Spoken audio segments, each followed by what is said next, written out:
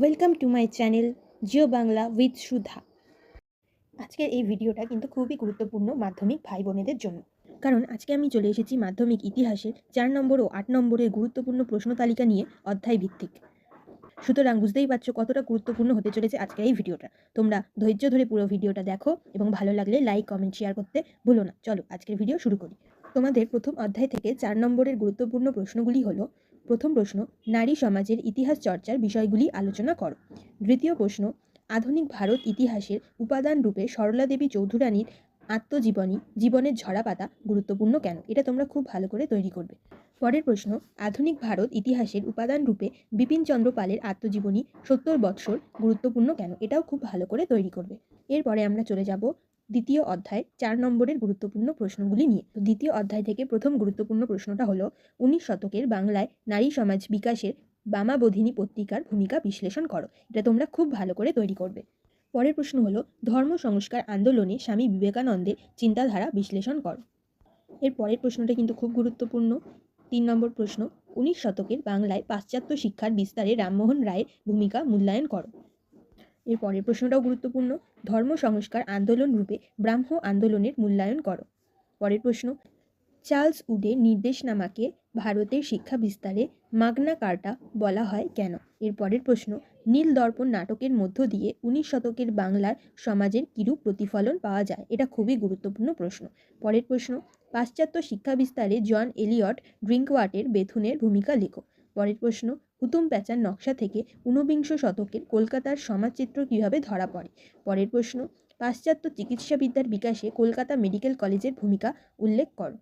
পরের প্রশ্ন, 19 শতকে বাংলায় নারী শিক্ষা বিস্তারে রাজা রাধাকান্ত দেব কিরূপ ভূমিকা গ্রহণ করেছিলেন? এবার আমরা দ্বিতীয় অধ্যায়েরই 8 নম্বরের গুরুত্বপূর্ণ প্রশ্নগুলি দেখে নেব। প্রথম প্রশ্ন, 19 শতকের প্রথমার্ধে সতীদাহ প্রথা বিরোধী প্রচেষ্টাগুলির পরিচয় দাও। রামমোহন রায় কিভাবে সতীদাহ প্রথা বিরোধী আন্দোলনকে সাফল্যমণ্ডিত করেন? পরবর্তী প্রশ্ন, শিক্ষা বিস্তারে প্রাচ্যবাদী ও পাশ্চাত্যবাদী বিতর্ক কী? উচ্চশিক্ষার বিকাশে কলকাতা বিশ্ববিদ্যালয়ের ভূমিকা আলোচনা করো। এটা কিন্তু খুবই গুরুত্বপূর্ণ প্রশ্ন। পরবর্তী প্রশ্ন, বাংলার নবজাগরণ বলতে কী বোঝায়? এই নবজাগরণের সীমাবদ্ধতাগুলি কী কী? এটাও খুবই গুরুত্বপূর্ণ প্রশ্ন। পরবর্তী প্রশ্ন, 19 শতকে বাংলায় ধর্ম সংস্কার আন্দোলনে রামকৃষ্ণ দেবের ভূমিকা সংক্ষেপে আলোচনা করো। পরবর্তী প্রশ্ন, বিদ্যাসাগরের নেতৃত্বে বিধবা বিবাহ আন্দোলনের সংক্ষিপ্ত বিবরণ দাও। বিদ্যাসাগর কতটা সাফল্য অর্জন করেছিলেন? 2 নম্বর অধ্যায় থেকে শেষ প্রশ্ন, 19 শতকের বাংলায় সমাজ সংস্কার আন্দোলনে ব্রাহ্ম সমাজগুলির কিরূপ ভূমিকা ছিল? এটা খুব খুব গুরুত্বপূর্ণ প্রশ্ন, সবাই ভালো করে তৈরি করবে। এরপর আমরা চলে যাব 3 নম্বর অধ্যায়ের 4 নম্বরের গুরুত্বপূর্ণ প্রশ্নগুলিতে। প্রথম প্রশ্ন, বিদ্রোহ, অভ্যুত্থান ও বিপ্লবের ধারণাটি ব্যাখ্যা করো। পরের প্রশ্ন, বারাসাত বিদ্রোহের প্রকৃতি বিশ্লেষণ করো। পরের প্রশ্ন, নীল বিদ্রোহে সংবাদপত্রের ভূমিকা বিশ্লেষণ করো। এটা খুব গুরুত্বপূর্ণ প্রশ্ন। পরের প্রশ্ন, কী উদ্দেশ্যে উপনিবেশিক সরকার অরণ্য আইন প্রণয়ন করেন? পরের প্রশ্ন, সাঁওতাল বিদ্রোহের কারণ লেখো। এটা খুব খুব খুব গুরুত্বপূর্ণ প্রশ্ন, সবাই ভালো করে তৈরি করবে। পরের প্রশ্ন, কোল বিদ্রোহ টিকা লেখো। পরের প্রশ্ন, ওয়াহাবি ও ফরাজি আন্দোলনের মধ্যে পার্থক্য কী ছিল? এবার 3 নম্বর অধ্যায়েরই 8 নম্বরের গুরুত্বপূর্ণ প্রশ্নটি হলো নীল বিদ্রোহের কারণ, ফলাফল ও গুরুত্ব লেখো। 3 নম্বর অধ্যায় থেকেই একটাই প্রশ্ন 8 নম্বরের জন্য খুব ভালো করে তৈরি করবে সবাই। এরপর আমরা চলে যাব 4 নম্বর অধ্যায়ের 4 নম্বরের গুরুত্বপূর্ণ প্রশ্নগুলিতে।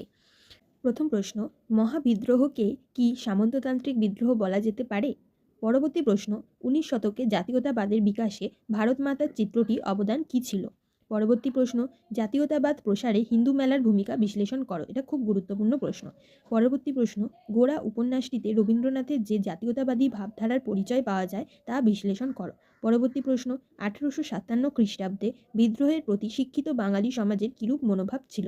পরের প্রশ্ন, বঙ্গভাষা প্রকাশিকা সভাকে কেন প্রথম রাজনৈতিক সংগঠন বলা হয়? পরের প্রশ্ন, হিন্দু মেলা প্রতিষ্ঠার উদ্দেশ্য কী ছিল? এটা খুব খুব গুরুত্বপূর্ণ প্রশ্ন।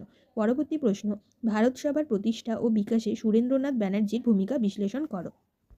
এরপর আমরা 4 নম্বর অধ্যায়েরই 8 নম্বরের গুরুত্বপূর্ণ প্রশ্নগুলি দেখে নেব। প্রথম প্রশ্ন, 1857 খ্রিস্টাব্দের বিদ্রোহের প্রকৃতি ও চরিত্র বিশ্লেষণ করো। পরবর্তী প্রশ্ন, 19 শতকে লেখায় ও রেখা এর মাধ্যমে কিভাবে জাতীয়তাবাদের আগমন ঘটেছিল? পরের প্রশ্ন, সভা সমিতির যুগ বলতে কী বোঝায়? 19 শতকের বাংলায় রাজনৈতিক চেতনার বিকাশে হিন্দু মেলার কিরূপ অবদান ছিল? এটা খুব গুরুত্বপূর্ণ প্রশ্ন। এরপর আমরা এগিয়ে যাব 5 নম্বর অধ্যায়ের 4 নম্বরের গুরুত্বপূর্ণ প্রশ্নগুলিতে। প্রথম প্রশ্ন, বাংলায় ছাপাখানার বিকাশে উপেন্দ্র কিশোর রায়চৌধুরীর ভূমিকার মূল্যায়ন করো। পরবর্তী প্রশ্ন, রবীন্দ্রনাথ ঠাকুরের শিক্ষা ভাবনার সমালোচনামূলক আলোচনা করো। পরের প্রশ্ন, শিক্ষা বিস্তারে ছাপাখানার ভূমিকা সম্পর্কে লেখো। এটা খুব গুরুত্বপূর্ণ প্রশ্ন। পরের প্রশ্ন, বাংলায় ছাপাখানার বিকাশে গঙ্গাকিশোর ভট্টাচার্যের ভূমিকা বিশ্লেষণ করো। পরের প্রশ্ন, বাংলায় কারিগরি শিক্ষায় বিকাশে বেঙ্গল টেকনিক্যাল ইনস্টিটিউটের কী ভূমিকা ছিল। এটা খুব গুরুত্বপূর্ণ প্রশ্ন। পরের প্রশ্ন, বাংলায় বিজ্ঞান চর্চার বিকাশে ডক্টর মহেন্দ্রলাল সরকারের কীরূপ অবদান ছিল। অথবা টিকা লেখো, Indian association for the cultivation of science. এরপর আমরা 5 নম্বর অধ্যায়েরই 8 নম্বরের গুরুত্বপূর্ণ প্রশ্নগুলি দেখে নেব। প্রথম প্রশ্ন, মানুষ, প্রকৃতি ও শিক্ষার সমন্বয় বিষয়ে রবীন্দ্রনাথের চিন্তার সংক্ষিপ্ত পরিচয় দাও। পরের প্রশ্ন, ঔপনিবেশিক বাংলায় বিজ্ঞান ও কারিগরি শিক্ষার বিকাশে সংক্ষিপ্ত পরিচয় দাও। পরের প্রশ্ন, রবীন্দ্রনাথ ঠাকুরের শিক্ষাচিন্তা ও শান্তিনিকেতন ভাবনার সংক্ষিপ্ত পরিচয় দাও। পরবর্তী প্রশ্ন, হ্যালহেডের A grammar of the Bengal language গ্রন্থটি গুরুত্বপূর্ণ কেন। বাংলার ছাপাখানার বিকাশে চার্লস উইলকিন্সের ভূমিকা বিশ্লেষণ করো। এটাও গুরুত্বপূর্ণ প্রশ্ন। এরপর আমরা চলে যাব 6 নম্বর অধ্যায়ে 4 নম্বরের গুরুত্বপূর্ণ প্রশ্নগুলি নিয়ে। প্রথম প্রশ্ন, একা আন্দোলনের একটি সমালোচনামূলক বিবরণ দাও। পরবর্তী প্রশ্ন, কংগ্রেস সমাজতন্ত্রী দল কেন প্রতিষ্ঠিত হয়েছিল। পরের প্রশ্ন, বারদৌলি সত্যাগ্রহ সম্পর্কে জাতীয় কংগ্রেসের দৃষ্টিভঙ্গি আলোচনা করো। খুব গুরুত্বপূর্ণ প্রশ্ন এটা। পরবর্তী প্রশ্ন, বঙ্গভঙ্গ বিরোধী আন্দোলন পর্বে ভারতের শ্রমিক আন্দোলনের উল্লেখ করো।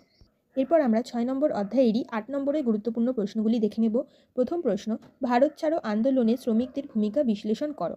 ওয়ার্কার্স অ্যান্ড প্রেজেন্ট পার্টি সম্পর্কে একটি টিকা লেখো। এটা খুব গুরুত্বপূর্ণ প্রশ্ন। পরের প্রশ্ন, বিংশ শতকের ভারতে উপনিবেশ বিরোধী আন্দোলন বামপন্থীদের ভূমিকা কী ছিল। পরবর্তী প্রশ্ন, বারদৌলি আন্দোলনের একটি সংক্ষিপ্ত বিবরণ দাও। তুমি কি মনে করো যে এই আন্দোলন ভূমিহীন কৃষক শ্রেণী এবং কৃষি শ্রমিকদের স্বার্থ রক্ষায় সফল হয়েছিল। এরপর আমরা 7ম অধ্যায়ে 4 নম্বরের প্রশ্নগুলি দেখে নেব। প্রথম প্রশ্ন, সশস্ত্র বিপ্লবী আন্দোলনে বেঙ্গল ভলেন্টিয়ার্স দলের ভূমিকা বিশ্লেষণ করো। এটা খুব গুরুত্বপূর্ণ প্রশ্ন। পরের প্রশ্ন, বঙ্গভঙ্গ বিরোধী আন্দোলনে ছাত্র সমাজের ভূমিকা বিশ্লেষণ করো। পরের প্রশ্ন, বাংলার নমশূদ্র আন্দোলন সম্পর্কে সংক্ষেপে আলোচনা করো। এটা খুবই গুরুত্বপূর্ণ। পরের প্রশ্ন, সশস্ত্র বিপ্লবী আন্দোলনে নারীদের অংশগ্রহণের চরিত্র আলোচনা করো। পরের প্রশ্ন, দলিত অধিকার বিষয়ে গান্ধী আম্বেদকরের বিতর্ক আলোচনা করো। এরপর 7ম অধ্যায়েরই 8 নম্বরের গুরুত্বপূর্ণ প্রশ্নগুলি হল, সশস্ত্র বিপ্লবী আন্দোলনে নারীদের ভূমিকা বিশ্লেষণ করো। পরের প্রশ্ন, বঙ্গভঙ্গ বিরোধী আন্দোলনে নারী সমাজে কিভাবে অংশগ্রহণ করেছিল, তাদের আন্দোলনের সীমাবদ্ধতাগুলি কী কী। এটা খুব গুরুত্বপূর্ণ প্রশ্ন। পরের প্রশ্ন, বাংলায় নমশূদ্র আন্দোলনের সংক্ষিপ্ত বিবরণ দাও। পরের প্রশ্ন, সশস্ত্র বিপ্লবী আন্দোলনে ছাত্র সমাজের কিরূপ ভূমিকা ছিল। এরপর আমরা 8ম অধ্যায়ের 4 নম্বরের গুরুত্বপূর্ণ প্রশ্নগুলি দেখে নেব। প্রথম প্রশ্ন, কিভাবে কাশ্মীর সমস্যার সৃষ্টি হয়। পরের প্রশ্ন, উদ্বাস্তু সমস্যা সমাধানে ভারতের সরকারি উদ্যোগে আলোচনা করো। পরের প্রশ্ন, ভারত সরকার কিভাবে দেশীয় রাজ্যগুলিকে ভারতীয় ইউনিয়নে সংযুক্ত করার প্রশ্নটি সমাধান করেছিল। পরের প্রশ্ন, কাশ্মীর রাজ্যের সমস্যা ও অন্তর্ভুক্তি সম্পর্কে আলোচনা করো। পরবর্তী প্রশ্ন, হায়দ্রাবাদের ভারতভুক্তি সম্পর্কে আলোচনা করো। পরের প্রশ্ন, 1947 খ্রিস্টাব্দে পরবর্তী উদ্বাস্তু সমস্যা কী ছিল। পরের প্রশ্ন, জুনাগড়ের ভারতভুক্তির বিষয়ে আলোচনা করো। এই হলো আজকের ভিডিও। আমি সমস্ত অধ্যায় থেকে 4 নম্বর এবং 8 নম্বরের গুরুত্বপূর্ণ প্রশ্নগুলি বলে দিলাম। তোমরা সবাই এই প্রশ্নগুলি খুব ভালো করে তৈরি করবে এবং ভালো করে পরীক্ষা দেবে। আর ভিডিওটি ভালো লাগলে লাইক, কমেন্ট, শেয়ার করতে ভুলো না। যদি তোমাদের কোনো সমস্যা হয়, সমস্যাগুলি কমেন্ট বক্সে লিখে জানাও। এবং আমার চ্যানেলে নতুন হয়ে থাকলে সাবস্ক্রাইব বাটনটি ক্লিক করে অল নোটিফিকেশন বাটনটি ক্লিক করে রাখো, যাতে পরবর্তী ভিডিওগুলি তোমাদের দেখতে সুবিধা হয়। তো বন্ধুরা, আজকের ভিডিও এই পর্যন্ত। সবাই ভালো থেকো, সুস্থ থেকো। ধন্যবাদ।